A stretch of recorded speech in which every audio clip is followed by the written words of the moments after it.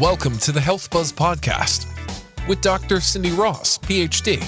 Many medical doctors refer their patients to Dr. Cindy for natural medicine therapies focused on balancing nutrition, vitamins, lifestyle changes, and other natural health approaches.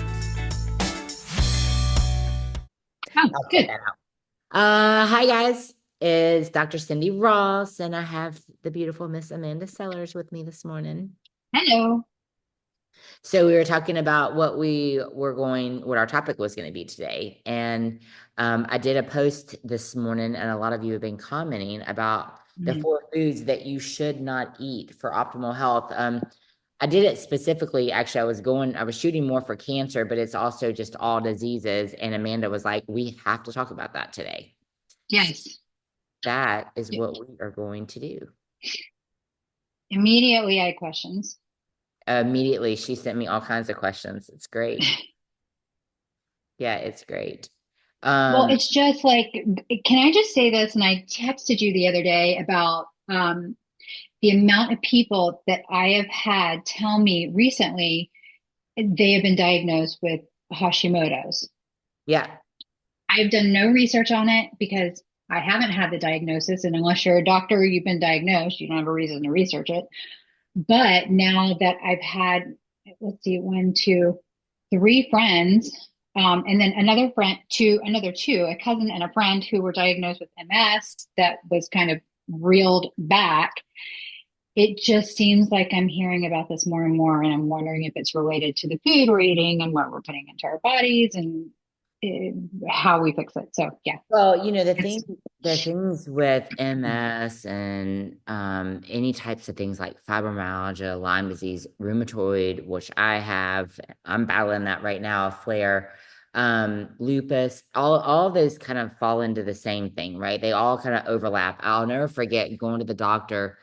I went up to Birmingham at UAB, and I had been misdiagnosed with RA and lupus for like 7 years. And I remember going up to UAB, and I remember the doctor, there was like a file cabinet to the side, and he literally was like, you have RA. And then he just starts pulling out these flyers. And my husband and I are just like, our eyes are wide open. And he's like, you got Sjogren's and you have Hashimoto's and he's like, but what it is I really wholeheartedly feel that all these autoimmune diseases can be reversed because it is stemming from inflammation coming from our gut. And if you look at my blood work, especially like, Amanda, are you there? You're frozen. Yeah, you're freezing too. Are you there? Okay, I think we're there. I'm in a rainstorm right now. So actually, I just got a thing that said my internet connection is unstable. So if it goes out again, let me know.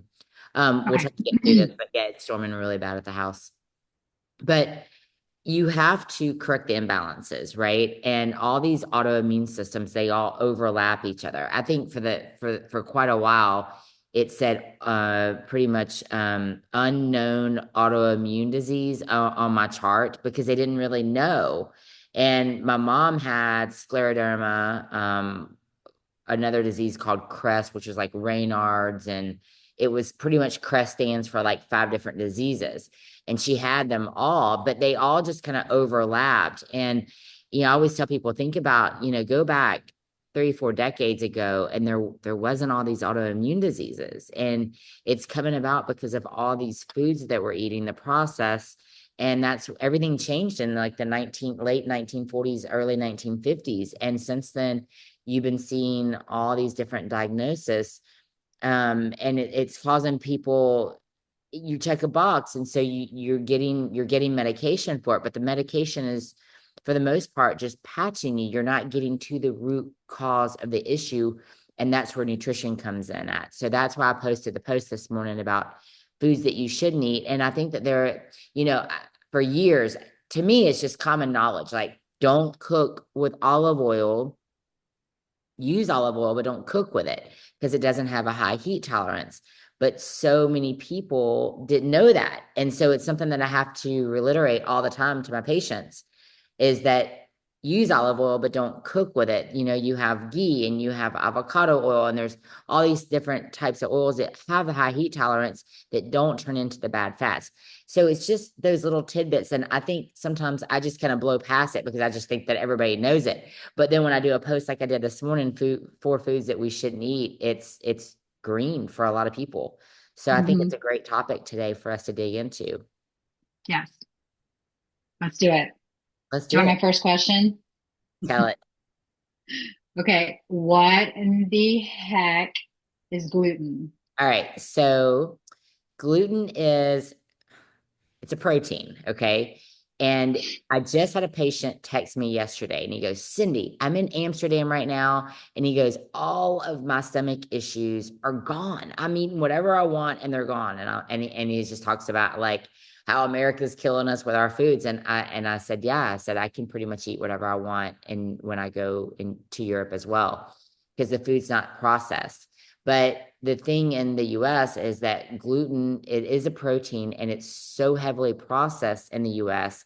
And you got to remember, a lot of times people say it's not the gluten, it's the glyphosate, which is the pesticide that we're putting on the farms, right? Mm-hmm. Uh, I think it's a little bit of both. I have been gluten free myself probably for about 19 years, and I do really well. I will say for the first time, this year is the first time that I kind of dabbled outside of being 100% gluten free. And that was just when I went to the Vipassana meditation center. Your choices were limited. So I was like, okay, I'm ready to hurt a little bit. And I did fine because my gut health is good. And you got to keep the gut health good so your body can process whatever you're doing. But yeah, Hashimoto's, any type of thyroid disease, you definitely want to stay away from gluten. I would say if you have any type of autoimmune issue going on, stay away from gluten. And it's not hard, it's really not hard. Okay, but what is gluten in? Like, what foods can I not eat if I'm on a gluten-free diet? You have to literally check the food labels because it's in everything.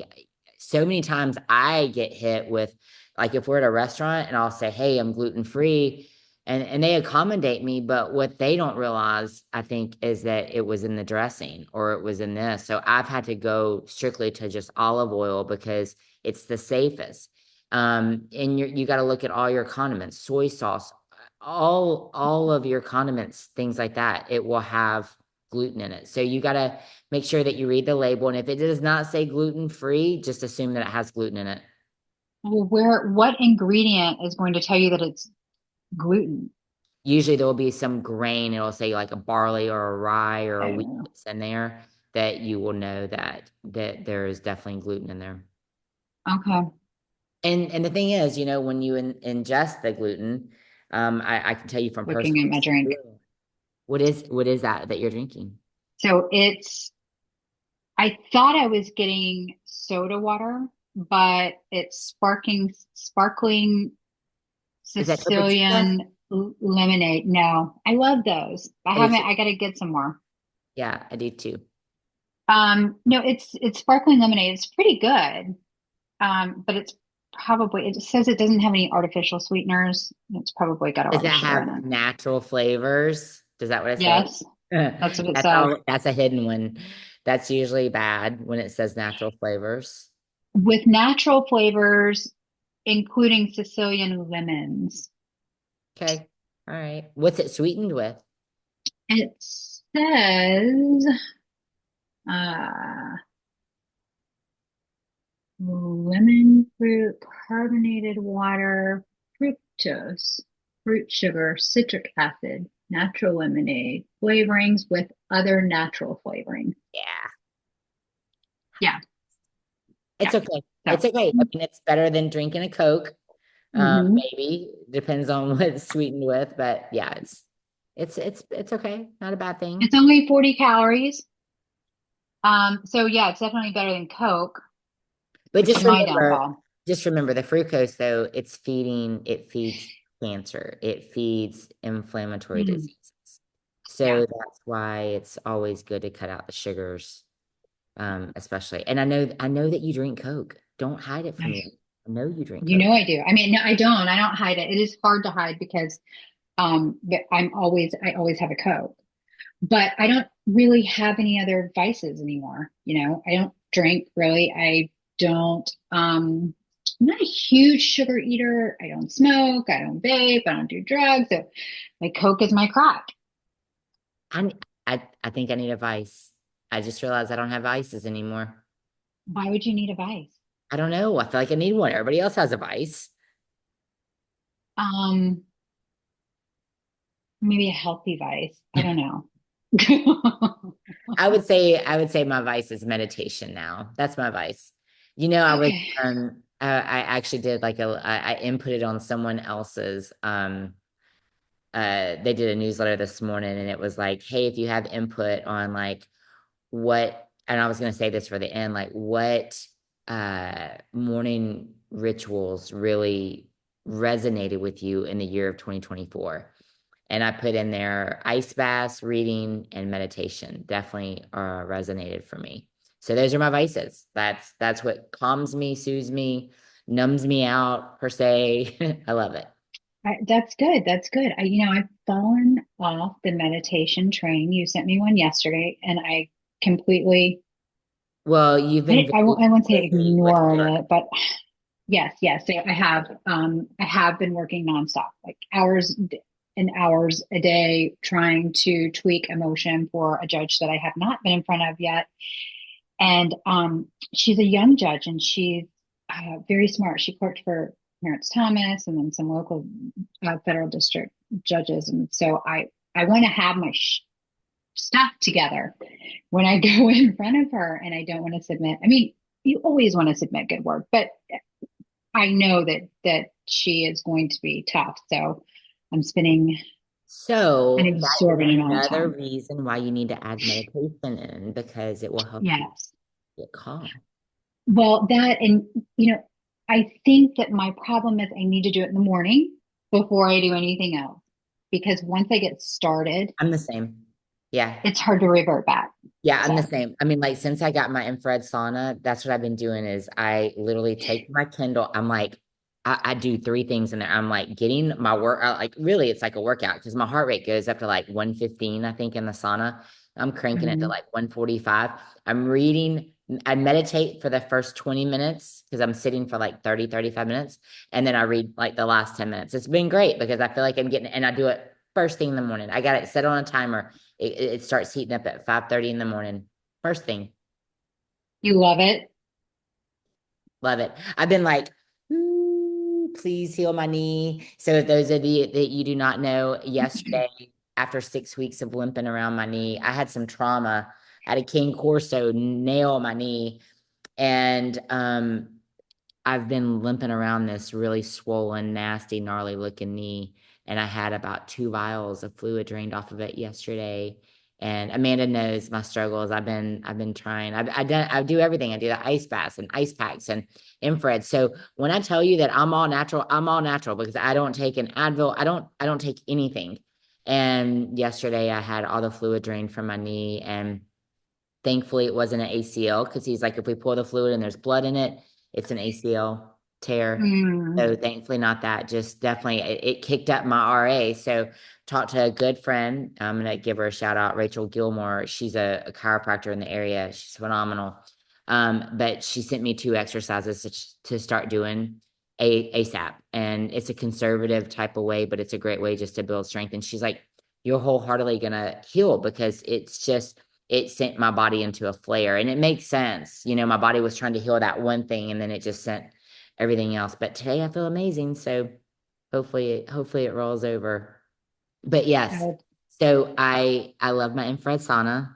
I would highly recommend it to any and everyone. My best friend just bought. It seems like everybody's buying one. Like everybody's tagging me in their pictures. But yeah, it's great, and it has chromotherapy as well, which is like you use the different colors of the lighting for different modalities. So if you want more energy or concentration, you're using the blue. If you need happiness and like all the good feels, the yellow, and then I've been using the red for healing. But yeah, they have all different kinds. It's awesome. Highly recommend it. is that do you have to keep that indoors? So they have a one that is all weathered. I chose the one for indoors because I stuck it inside of my gym.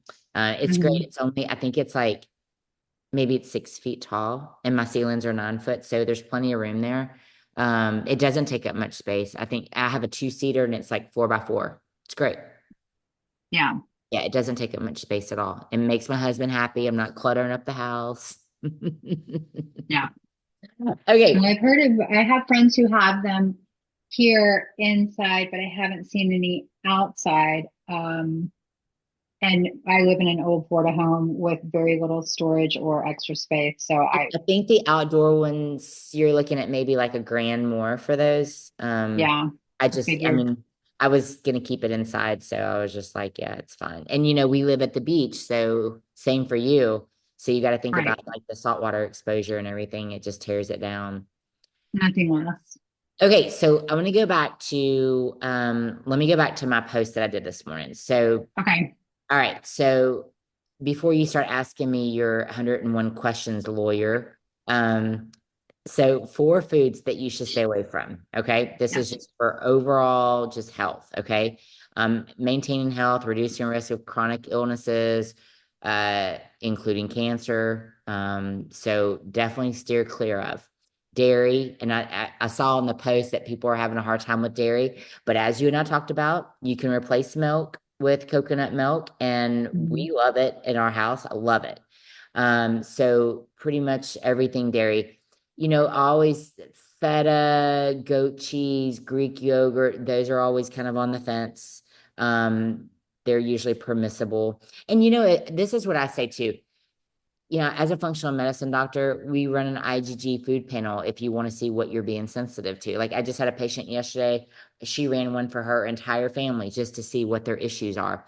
Dairy was on 3 of theirs. So, I mean, it's just good to know, like, what are your instead of having to do a total elimination diet, which I've done and I have to do a lot with my patients, it's good to just kind of get a baseline to see where you're at. And I think it's like 90 something markers, including your spices and your condiments and things like that. So it's just good to know. Sugar is another one, refined sugar, which is in Coke, Amanda. Cancer cells thrive on sugar, so it makes it the major driver of that disease. So just remember that. Um, Processed oils. So, and someone asked me, because this can be canola, soybean, corn, vegetable, even your sunflower, because I eat sunflowers every day. I eat the organic, already shelled, raw sunflower seeds. Those are great, but then you add the oil in, and the oil is processed, and it just makes it not a good oil to consume. So definitely stay away from those. Stick to your avocado, your olive oil, ghee. Ghees are always great to cook with. What Okay. is ghee? It's a clarified butter is what it is. Okay. Yeah, like I used it a lot when I was carnivore. We still have it. I'll use it for Jason. It tastes great, actually. Like I like the taste of it. But it just has a high heat tolerance, so it cooks up food really well. Um, so those oils, they're high in omega fatty acids, high in omega-6 fatty acids.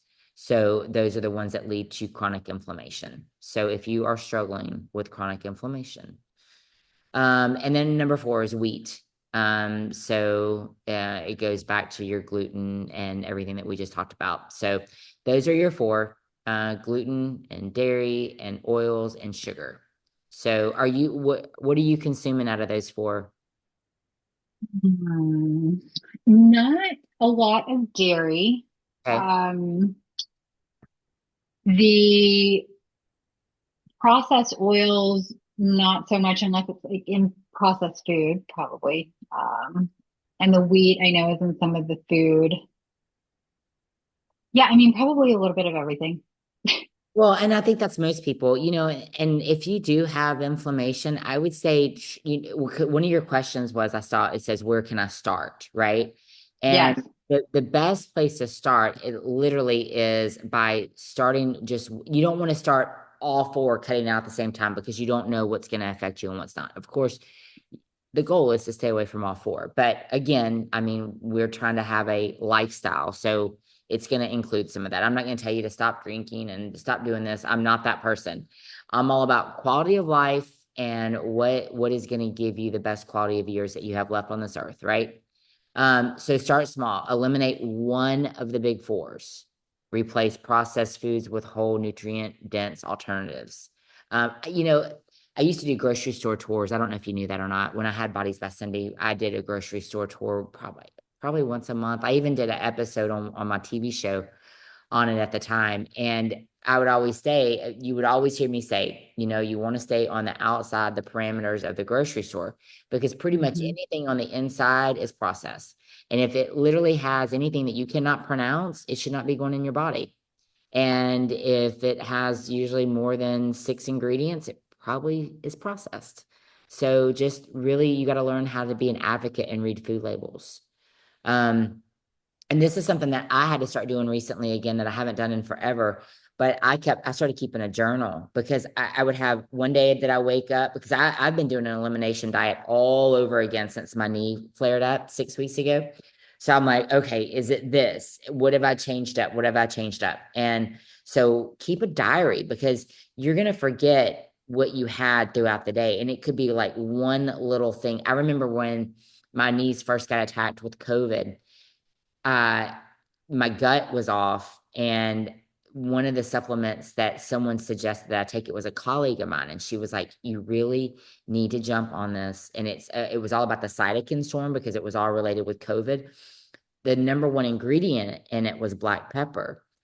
Well, I'm like every day, and I'm getting worse and worse and worse. And then I did the IgG food panel, and my number one thing was coffee and black pepper. Interesting. And so I'm just feeding myself inflammation. I pretty much I lit up like a Christmas tree on my IgG sensitivity test, but I pretty much sat downstairs because I was already limited in my food anyway. I cried for about a good 10 minutes. Jason laughed at me. And then I put my big girl pants on and I got myself better. But you cannot fix something that you're not tracking, right? You have to manage it, and you have to control it, and you got to monitor it to see what is actually happening with your body, because it's going to change daily. I'm like, is someone messing with me? Because like I'd wake up and I'm like, I feel great today. And then I did the same thing. And then tomorrow I'm like, I feel terrible today. Like what is the culprit? But it can be something so small that you're not even realizing it. So journal everything that you put in your mouth, everything. And stop trying to put a Band-Aid on it. Stop with the temporary fixes like medication, alcohol, drugs. Right. I know that for me, headaches is a big thing. And a lot of it is because I'm dehydrated. I don't drink enough water. But instead of hydrating, or eating or doing something that I should be doing, if I'm working and I don't have time, I pop a goodies powder, which is, I know, terrible, but it's a quick fix. It's not fixing the root of the problem, which in all likelihood is dehydration. Well, and not just that, but you're messing up with your gut health every time. Right. Those. I mean, believe me, I have like the Advils and I have everything in my cabinet. And the past 6 weeks have been pretty brutal. And I don't talk about my sickness very much, but I was like, I thought about it. I contemplated. And I'm like, is it worth throwing off my gut health for a little bit of temporary relief? And I didn't do it. I wanted to, but I didn't do it. And the thing is, those headaches are letting you know that you got inflammation in the body. Mm-hmm. And then you're just patching it. So you got to get the inflammation down in the body. I love having you on this show, because you're like the little devil over here, and I'm like the one trying to fix things, and you're like the bad one. And it's great, because you're my common patient. And it's a great view, because your questions are what I'm sure that my general clientele really has. And I just assume that you know it,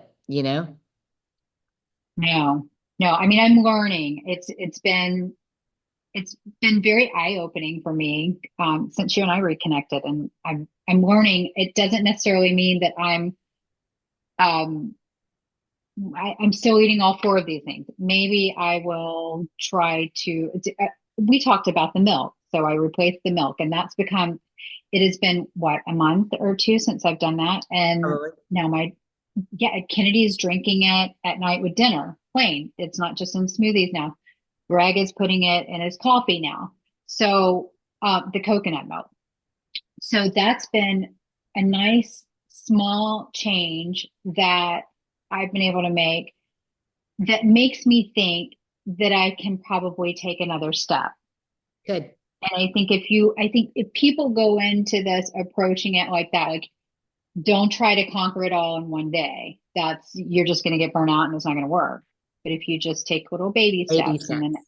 Baby. execute Well, the plan. that's why this is great that we're chatting about this, because that's why New Year's resolutions fall off so fast. It's because Mhm. people are like full force and making all these changes instead of taking one at a time and sticking to that one change. Because I mean, we're humans, and we're going to have distractions, and it's just life. It happens. Give yourself grace. That's what I always say. Give yourself grace, but start with one thing and make those changes. And it's baby steps. And Yeah. the slower you go, I feel like the more stick there will be. The next thing, and I think since I did milk already, I think dairy is going to be the next, You guys eat a lot of really thing that cheese? Hmm? You eat a lot of cheese? No, I don't. I'll get on cheese kicks though. So like Greg bought fresh mozzarella last week and I love fresh mozzarella and tomatoes. So, that's been my new snack. But I think that since I started with milk, and maybe condiments are my next thing. And that leads me to one of my questions. Mayonnaise and ranch, especially for people who have children and, we give ranch with anything to make them eat it. Those are the two things that I am going to have to figure out how to make so that I'm not putting bad stuff into my Yeah, food. there are so many. So like for the ranch, you could try like a dairy-free. There's so many dairy-free ranch dressings. But again, a lot of them contain like the soy Process. Yeah. oil, and yeah, so you got to be careful. I would just there I'll post some because I've seen quite a few recipes come up. I'm not a big ranch person, but I've seen quite a few recipes, especially on my vegan feeds that I have. There's like a little, you see that little, I don't even know what that is. Why is it flying in my face? I'm sure my dogs brought it in. But yeah, you could even try like a coconut yogurt or a cashew cream. You probably have those options, or you could even order them. And then mix it with the different herbs that would give you that ranch taste for a little while. And then the Mm-hmm. mayo, just look for dairy-free options. A lot of them are made with avocado oil and olive oil. I have a vegan one, and I'm not a mayo person either, but when I jumped off into this vegan bandwagon back in June, I was like, okay, I'm gonna try it, and it sat in there, and I still haven't used it. But I'm all about making your own as much as you can. Yeah. Um, Gosh, we covered a lot, but I think where people get into this whole um Hashimoto's, MS, autoimmune, what do I have? How do we get that diagnosis? And who is the best kind of what's the best kind of doctor to see to get that diagnosis? Okay. So this is where Or to eliminate the I keep diagnosis. myself out of trouble.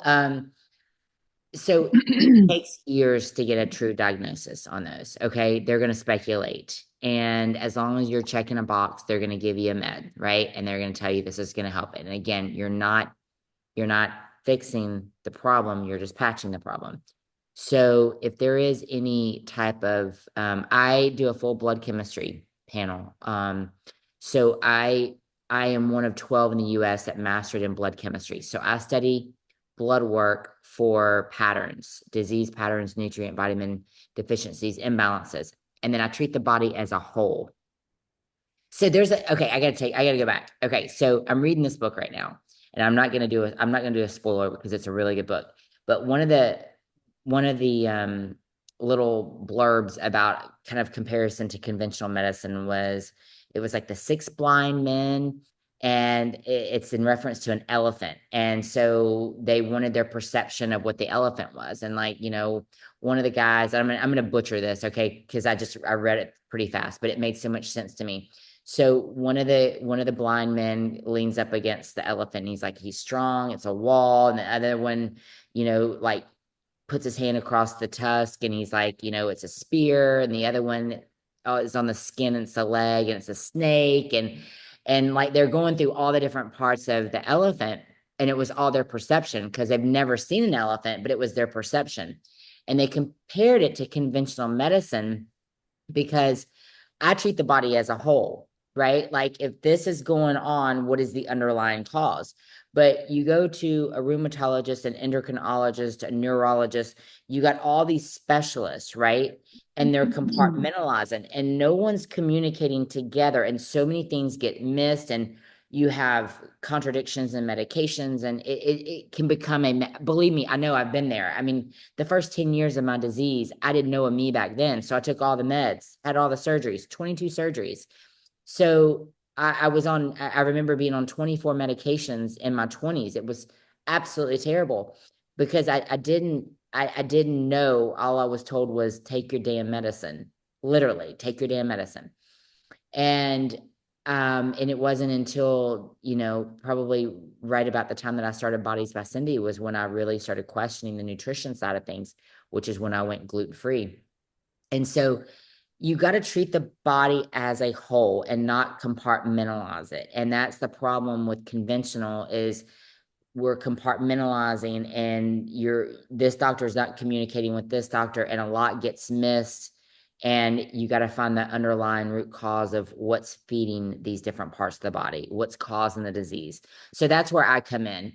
And I really study your blood work and it tells me everything I need to know. And literally since I finished my fellowship in oncology, I went from knowing one cancer pattern to where I know 36 now. So I can look at blood work and let you know that we have an uptick here. Maybe there's an uptick in this organ, uptick if there's a fast growing mass of cells. It lets me know that. And I feel like I have a little gold mine up here. I can't wait to get it out because I feel like it's a game changer. And again, if you're not measuring, you can't control it. And so many people are just thinking that it's normality. Even I do that myself, like we get so accustomed to just feeling a certain way. Oh, we're tired. We just work too much. We're, achy, it's age. It's just that, I mean, we hear all the excuses and then we start bending to them and thinking it's normality where it doesn't have to be normality. And that's my whole passion is giving you quality of life. And I'm not anti-med. I don't feel like I fit in anywhere because I'm not completely holistic and I'm not completely conventional. I'm in the middle because I like to work with the conventional side, but give people an alternative. And I think there's a time and place for medication. And I mean, I got my knee drained yesterday. I went to the doctor. I tried it on my own. I wasn't getting any better. So I had to go to the ortho. But I feel like that if you can complement it, your quality is going to be way better than if you just go one side or the other. I think you got to stay in the middle and there's a happy medium there. So that's where I come in at. I'm that happy medium.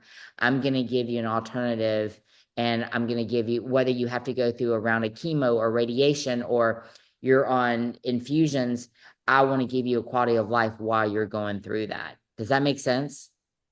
Yes, and I feel like because I have personally experienced your help, Well, I I sent you the liken it Mayo to it. Clinic, so you know. Right, Yeah. right. And so you were like the quarterback, and kind of making the calls on, okay, go see this doctor, you need to see this doctor, you need this. And it was ultimately you got me to the Mayo Clinic, which is great because I saw a lot of them all in one place. Um, but what I love about that is when you're in that situation, it kind of, I wasn't really, I guess it was an emergency situation because we didn't know what was going on with my ear at the time, but you are just so much in a fog that you don't know what to do. You don't know where to start. You don't know who to see. I called a rheumatologist and tried to get an appointment and I couldn't get an appointment. They wanted a referral from my doctor and at a PPO. It just, none of that stuff made sense to me. And so when I talked to you and you just kind of took all of that off of me and said, okay, step back, chill. This is what we're going to do. And that meant everything to me. The other thing that you did that I think was significant was the type of blood panel that you recommend is very different from the more limited blood panels that you're going to get at a conventional doctor. And I also noticed, and maybe you can talk a little bit about this, the range of what's normal and what's high or what's low is very different from your perspective, I think, than it is from a conventional doctor, because Absolutely. most of my doctors are going to say, oh no, that's normal, that's normal, that's Yeah. normal.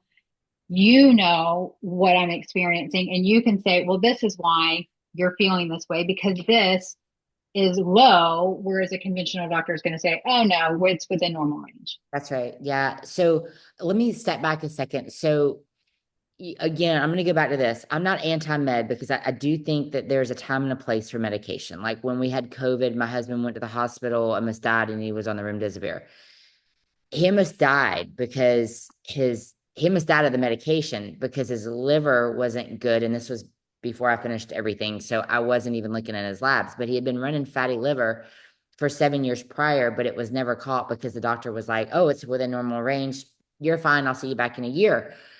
Well, when you run a full panel, you're able to see that he had been trending fatty liver for at least 7 years, because that's as far back as I go. You go onto a medication such as remdesivir that is so hard on the liver, it put him into medically induced hepatitis.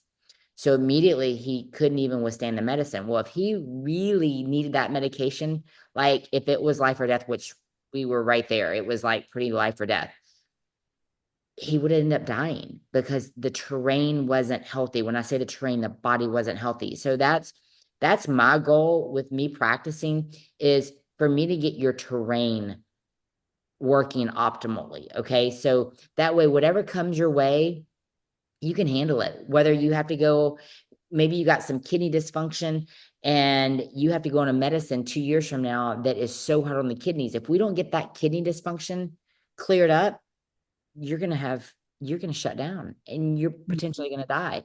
So that's where I come in at. I'm able to see that. So back to your question about the ranges. So conventional ranges are very wide. And that's what you'll see. Like when you go to the lab, when you go to the doctors and they send you to the lab, they're looking at very wide markers. And those labs are so wide and they're comparing you to everyone else your age that's sick. So yes, a lot of times when you feel something's off, but the doctor calls you and says, or the nurse calls you and says, everything looks fine. We'll see you back in a year. Call us if you need us. But you're your best advocate. You know if there's something going on. And I just told a patient yesterday, you're very lucky that you were able to observe that there's something off, because that means there is something off. And what I do is I narrow those ranges down and I know what to pair them with. So like, let's just say I'm looking at cancer and I know that if your VEGF, your CEA, and your ferritin are elevated, there's an uptick of cancer. But a lot of these, so your MDs are very restricted because they go by insurance. So Mm-hmm. they're not able to pull the biomarkers to give the full story. So like normally what I hear is, oh, the doctor said my thyroid is fine. Well, all they pulled was the TSH. That doesn't tell you anything about the thyroid, anything. So I would pull a full thyroid panel. I'm going to do your T3, your uptake, your reverse. I'm going to look at everything to make sure that we're not missing anything in the thyroid. And it's not their fault. It's just insurance regulations, and Right. it's what they're restricted to. And again, just like how you need a referral to get into the rheumatologist, they have a step by step by step. We ran into it ourselves. Jason blew out his back, a disc in his back a couple weeks ago, and he really needed an MRI. And they were like, you got to do this and this and this before we get to this step. And it's just a process. And there's just so much that you can do. This is when people sign up with me, I'm like, look, you not only get me, but you're going to get me advocating for you, just like I did for you. So I'm going to have you a playbook, and I'm going to say, this is what we're going to start doing here. In the meantime, I'm going to get you in over here. And then once that, we're going to work together and we're going to collaborate. And I do a share care package, I call it a package, a share care folder with whenever you fill out the paperwork, I ask who your GP is, and I send a share care. Amanda came to see me today. These were her chief complaints. This is what I see. This is what we're going to work on. I'll keep you updated.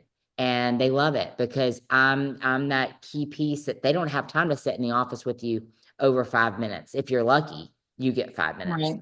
And I mean, it's just what it is. And with the insurance companies, I want to say they have to see, I don't know, at least 30 patients a day, if not more. I'm sure you see my dog back there. She's up. No. Yeah, she's up. Here, let's see if I can see her. Vita, say hi. Oh, hi, Hi. Vita. So yeah, unfortunately, they just don't have much time to spend with you because they're so regulated. And so that's where I come in at is, and I'll tell people, if something pops up and it's a red flag, I refer you out. Just like with you, I mean, Right. to me, it was a 911 because when you're losing your hearing over COVID, it's a 911. Like we got to get you seen. And so the Yeah. Mayo Clinic was wonderful. And that's what I love about the Mayo Clinic. And I have a practitioner account portal set up with them. I love them because I went to them back in the day. Thankfully, I wasn't geographically bound to where I lived. And I was smart enough to know to get out of our area. And I went to the Mayo Clinic. And that's what's wonderful is that you have a team of doctors and Mhm. everybody is sharing notes. They got one portal. You arrive, they know exactly what's going on. You send everything prior to going all your previous labs. And you're working together as a team, and it ruins you when you come back and you have to go Right. through the regular ritual of seeing your doctor, unfortunately. Right. So it just is what it is. But that's what you get with me is you get me advocating for you. And I'm just going to make sure that we don't leave one leaf that's not turned over because I don't want to miss a thing, and my whole goal is to give you back a quality of life. You're, well, you're advocating for us, but you're also teaching us to advocate for ourselves, which Right. is very important. So, I just have found that I'm a very different patient now since I've been working with you. And it's great. It's great because they're not, a lot of people are really scared to challenge is probably not the right word, but to speak up and advocate for themselves with doctors because doctors, a lot of them don't have the greatest bedside manner. They're in and out, they're very quick, they don't have time to talk. And you just, if you don't go in prepared to talk to your doctor the way that you need to talk to them, you're just going to get, it's going to be like that. It's over. And then you're going to be like, why do I even go? I Well, got a and prescription then here. you leave there, like yesterday, I left the doctor and I still had questions that I didn't even think about, and he wasn't even rushing, Right. but I had questions, and so that's something else. And I know it's probably terrible, and there's no boundaries, but I think communication is key, right? And so Yeah. I give my patients my cell phone number. No one abuses it. I've never really had anyone abuse it. And if you have questions about something, I mean, especially with cancer, I feel like it's ever changing and I want to know what's going on. Like, I want to know the good days. I want to know the color of your poop. I want to know how consistent I want to know everything because it tells me a story and it Mhm. lets me know we can attack it 100 different ways. But unless you're communicating, and that's the thing, when you leave out of there, how are you going to talk to your doctor once you leave out of there?